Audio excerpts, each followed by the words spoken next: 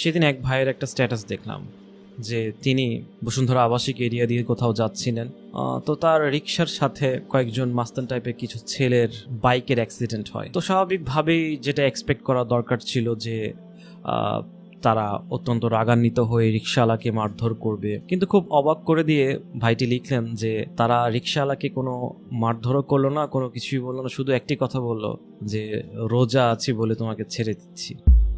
সুবহানাল্লাহ। তাহলে দেখুন এই ভাইটি যে ঘটনাটা ফেস করেছেন, যে আমরা আমাদের সমাজে যে সকল কথিত ছেলেরা আছে, একটু শৃঙ্খল বলি বা সচরাচর যেটাকে বলা হয় বখাটে ছেলে, মাস্তান টাইপের ছেলে, একটু কিছু হলেই গ্যাঞ্জাম মারামারি এগুলোর দিকে যা অগ্রণী ভূমিকা যারা রাখে, তারাও দেখুন এই রমাদানে কাকে ভয় করে সে বলছে যে রোজা আছি বলে আমি আর তোমাকে কিছু করলাম না, ছেড়ে দিলাম। সুবহানাল্লাহ। একটা গালি পর্যন্ত না। এই ভয়টা কার জন্য? একমাত্র আল্লাহ আজ্জা ওয়া জাল, আল্লাহর জন্য। দেখুন রমাদান